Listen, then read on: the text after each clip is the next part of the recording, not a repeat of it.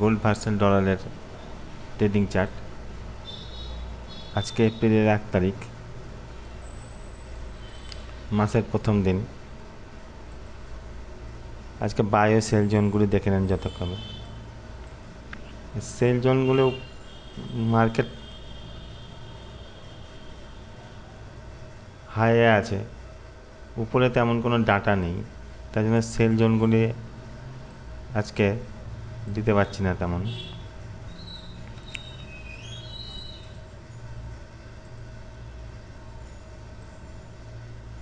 একটা অনুমান করেছি আমি 3172 থেকে মার্কেট নিচে নামতে পারে। একটা রেজিস্ট্যান্স জোন আছে 3172-73, এরকম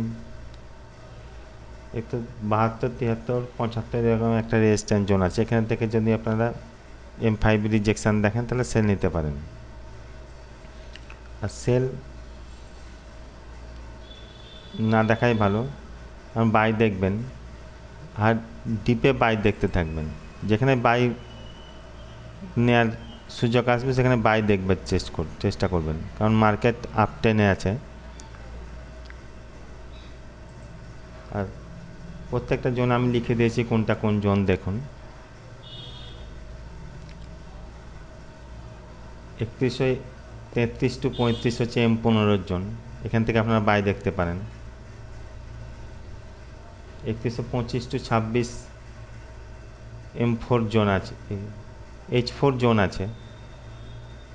দেখুন প্রত্যেকটা জোন আমি লিখে দিয়েছি। 3119 টু 20 H1 জোন আছে। 3110 টু 12 H4 জোন আছে। প্রত্যেকটা জোন আমি এইরকমভাবে লিখে দিয়েছি। আপনারা এই জোনগুলো দেখে M5 এর রিজেকশান দেখে ট্রেড নিতে পারেন, প্রফিটেবল হবেন। আর আজকে নিউজটা দেখে নেওয়া যাক, আজকে নিউজ কখন কি আছে।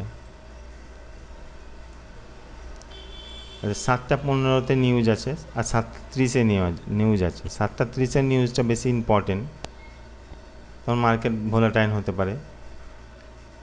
কারণ নিউজদের সময় ট্রেড থেকে বিরত থাকবেন।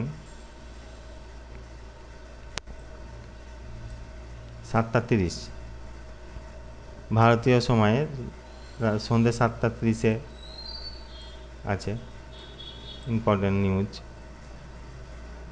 আর এই জোনগুলো আপনারা দেখে নেন, এই জোনের থেকে আপনারা স্টপ লস লাগিয়ে ট্রেড করবেন। স্টপ লস লাগিয়ে 5 মিনিটের M5-এর রিজেকশান দেখবেন, দিয়ে বাই নেওয়ার চেষ্টা করবেন। সবসময় বাই নেওয়ার চেষ্টা করবেন, যাতে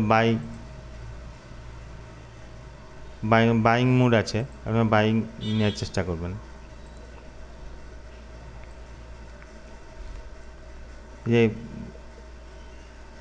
যে জোনগুলো দিয়েছি বাইং জোন, সেগুলো বাইং জোনগুলোতে আপনারা স্টপ লস লাগিয়ে বাইং নেওয়ার চেষ্টা করবেন, তাহলে প্রফিটেবল হবেন। ধন্যবাদ।